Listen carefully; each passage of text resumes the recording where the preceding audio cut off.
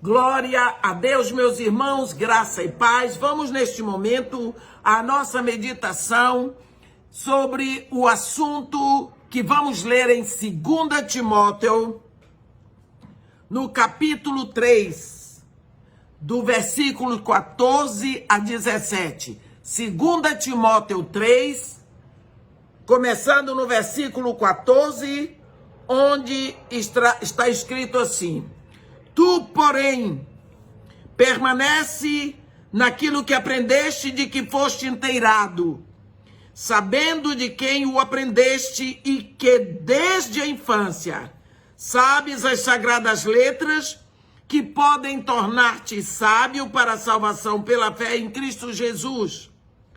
Toda a Escritura é inspirada por Deus e útil para o ensino, para a repreensão, para a correção, para a educação na justiça, a fim de que o homem de Deus seja perfeito e perfeitamente habilitado para toda boa obra.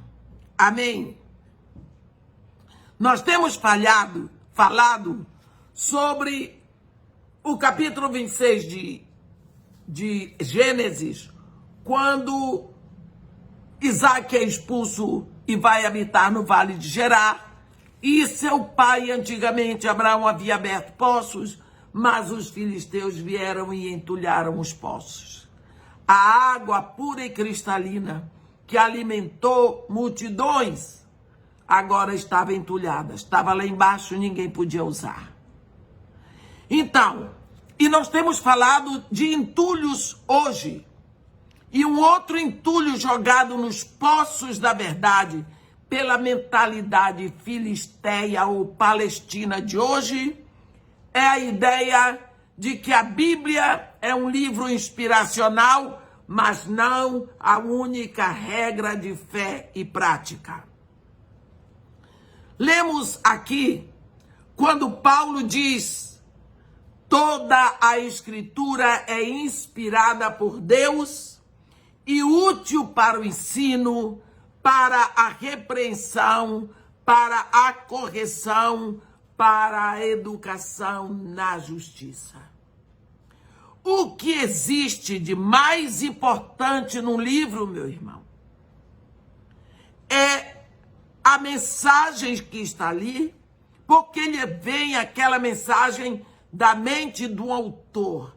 Então, quando você procura o nome do autor, você sabe se a mensagem é agradável ou não. A mente que orienta tudo o que está escrito é que é importante. Não é o estilo, não é o título. Quando falamos ou quando procuramos um livro, logo é perguntado o nome do autor. Quem é o autor da Bíblia, então? Esse livro é de Deus. A única autoridade da fé e doutrina cristãs. Quase todas as religiões do mundo têm o seu livro, sagrado no caso. Os hindus têm os Vedas. Os mormons têm o livro dos mormons, o livro do Mórmon. Os muçulmanos têm o Corão. Mas nós vamos ver que nós, os cristãos, temos a Bíblia, que é a única obra que Deus tornou pública, que Deus publicou, porque Ele mesmo vai se revelando aos poucos pelas páginas da Bíblia. O trabalho dos filisteus modernos é negar a verdade exclusiva da revelação divina. Em 1 Tessalonicenses, no capítulo 2, no versículo 13, está escrito assim: outra razão ainda temos nós, para incessantemente dar graças a Deus, é que tendo vós recebido a palavra que de nós ouvistes, que é de Deus. Acolhestes não como palavra de homens, e sim, em verdade, é a palavra de Deus, a qual com efeito está operando eficazmente em vós os que credes. Então, nós mais uma vez estamos vendo aqui. Quando lemos a Bíblia, precisamos crer que é o próprio Deus que está falando. Botar em dúvida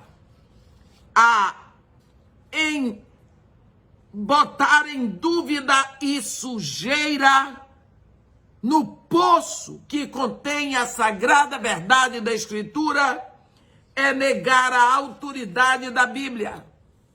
É se colocar nas próprias trevas, porque essas pessoas estão procurando chegar à verdade pela especulação.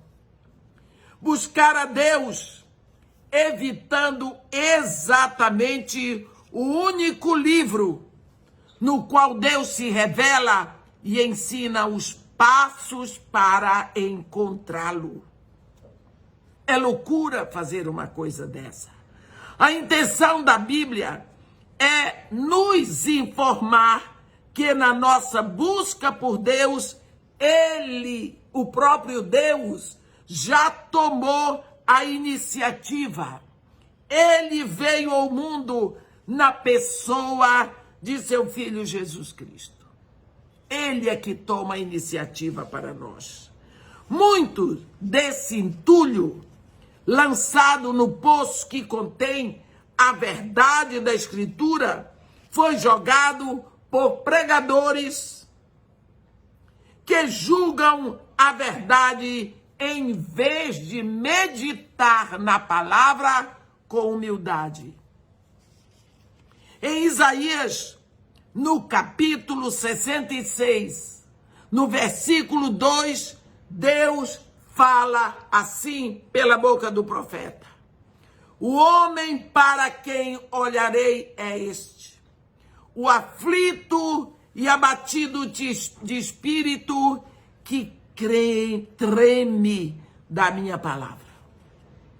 Tá vendo? O aflito e abatido de espírito que treme da minha palavra. Quantas vezes nós achamos que estamos fazendo um grande trabalho para Deus? Deus não precisa de mim nem de você para fazer trabalho.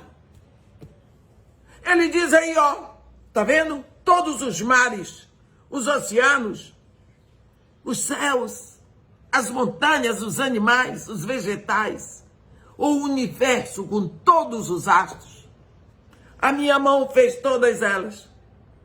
Todas elas vieram a existir. Não precisei de vocês para fazer nada disso. O homem para quem eu olharei é este, o aflito e abatido de espírito que treme da minha palavra. Deus não está interessado no que você faz, Ele quer você para Ele. Deus, tudo o que fez foi para ter você de volta para Ele. Ele rasgou seu filho na cruz para que você tivesse um caminho aberto de volta para Ele. Lá em Efésios 6, no versículo 17, a Bíblia diz que nós devemos também tomar a espada do Espírito, que é a palavra de Deus. A espada do Espírito não é a Bíblia, é a palavra. A Bíblia contém a palavra. A palavra de Deus é a espada, não é a minha palavra, é a palavra de Deus. Se Jesus tivesse tido dúvidas a respeito das Escrituras que ele usou contra o diabo quando ele foi tentado lá no deserto, olha, nós todos hoje não estaríamos nos alegrando na salvação. Mas você vê a eficácia da palavra escrita na Bíblia. Jesus Cristo usou aqueles versículos, aquela palavra que está escrita nessa Bíblia que está aí com você, Olha, lembra no domingo da ressurreição, quando Jesus Cristo andou com aqueles 2 discípulos de Emaús, até a cidade de Emaús? Ele restaurou, ele curou aqueles 2 discípulos com palavras, versículos tirados da Escritura. Ele usou aqueles versículos como gotas de remédio. Jesus Cristo não pregou, ele só foi pegando os versículos todos escritos na lei, nos profetas, nos salmos, e foi dando para eles, eles foram restaurados. Só quando eles sentaram com Jesus à mesa, Jesus Cristo se revelou e desapareceu. Então você vê a veracidade desta palavra escrita na Bíblia. Ela é gerada no coração, na mente de Deus, e está escrita para nós. Nós precisamos saber que lá em 2 de Reis, no capítulo 22, de 1 a 20, nós lemos um episódio muito interessante, um momento lindo do Antigo Testamento. Quando o rei Josias resolveu fazer um grande trabalho no templo, acertar a vida, salários e tudo dos sacerdotes, nós vamos ver que, obedecendo às ordens de Josias, o templo de Jerusalém estava sendo reparado. Os trabalhadores estavam totalmente ocupados de um lado para o outro, todo mundo trabalhando, quando o sumo sacerdote Hilquias simplesmente encontrou alguma coisa. E ele foi ao escrivão Safã e disse: achei o livro da lei na casa do Senhor. Eu fico toda arrepiada, desculpem o termo, quando eu leio: achei o livro da lei na casa do Senhor. Oh, como eu sonho com isso. Que hoje nós possamos restaurar a Bíblia na igreja, na vida de cada filho de Deus, que seja restaurada, que seja encontrada. Achei o livro de Deus na casa do Senhor. O livro foi encontrado no lugar certo. Ele estava perdido ali, mas ele estava lá. Infelizmente, o livro estava meio que perdido, esquecido e não era lido em público por muito tempo. Foi por isso que naquela época o povo tinha entrado numa decadência espiritual terrível, porque não ouviam a palavra do Senhor. Quando o livro foi levado ao rei Josias, ele ficou tão emocionado que quando o livro foi aberto e lido, no versículo 11 diz assim: tendo o rei ouvido as palavras do livro da lei, rasgou as suas vestes. Que coisa linda. Segundo livro dos Reis, capítulo 22, versículo 11. Tendo o rei ouvido as palavras do livro da lei, rasgou suas vestes. Então ele reuniu o povo e o livro da aliança, que era a Bíblia daqueles dias, e todos ficaram tão tocados por ouvirem a palavra. Eles abriram a Bíblia da época. Enquanto o livro não era lido, meus irmãos, o templo ficou cheio de ídolos e de objetos associados ao culto aos deuses pagãos. Mas agora eles são quebrados e são jogados fora. Quando Jesus disse na sua oração, como sumo sacerdote, João 17, no versículo 17, ele diz: Santifica-os, Pai, na verdade. A tua palavra é a verdade. Essas palavras são suficientes para nos provar que a Bíblia contém a palavra de Deus. Claro que o mundo não crê em verdade, porque para o mundo aquilo que é verdade hoje pode não ser amanhã. É tudo relativo, tudo muda. E aquilo que é verdade para uma pessoa pode não ser verdade para outra. Porque hoje, como eu disse, tudo é relativo. Nós vivemos na pós-modernidade. A verdade que está na Bíblia para eles é a obsoleta. Para nós é absoluta. Porque vem da mente do Deus absoluto. O Deus que diz: passarão céus e terra, mas a minha palavra não passará. O que está escrito aí na Bíblia que você tem não passará.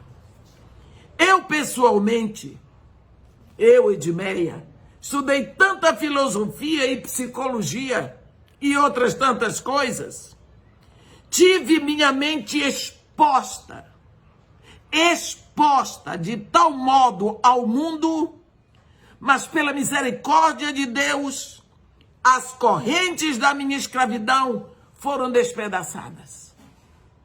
Por isso tenho muito prazer na verdade de hoje, que é a mesma de ontem e é a mesma de amanhã.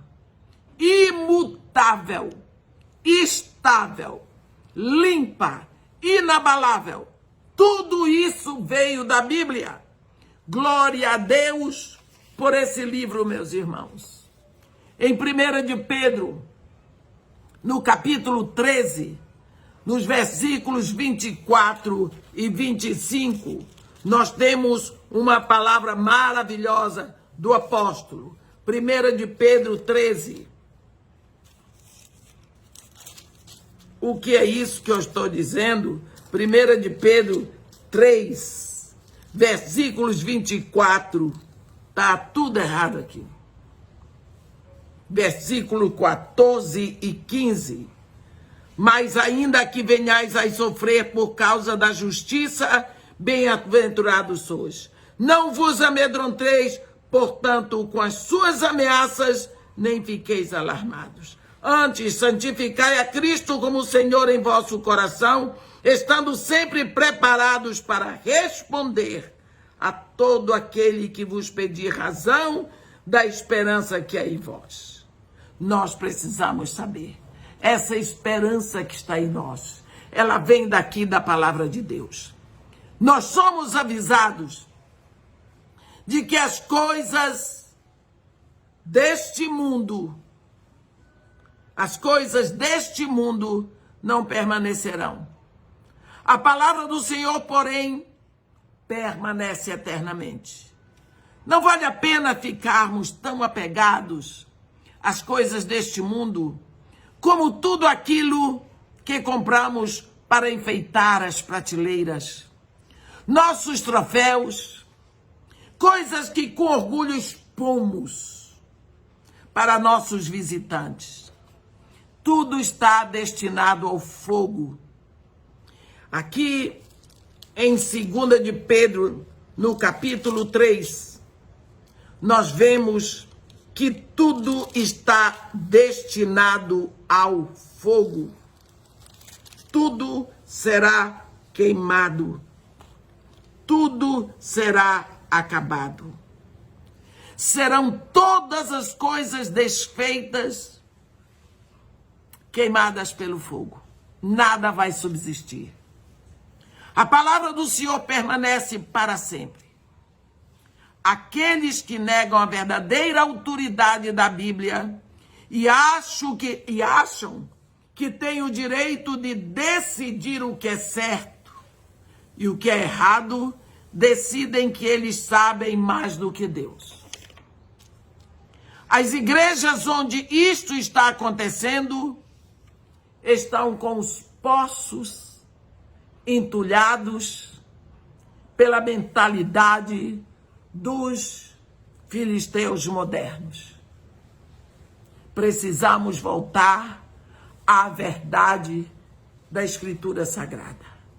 Precisamos tirar todos os poços, todos os entulhos, para bebermos da água límpida da verdade, de onde beberam os nossos apóstolos, os nossos primeiros irmãos da igreja primitiva, onde eles eram homens cheios do Espírito.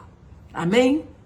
Que Deus nos abençoe e nos guarde, que faça resplandecer o seu rosto sobre nós e tenha misericórdia de todos nós. Amém.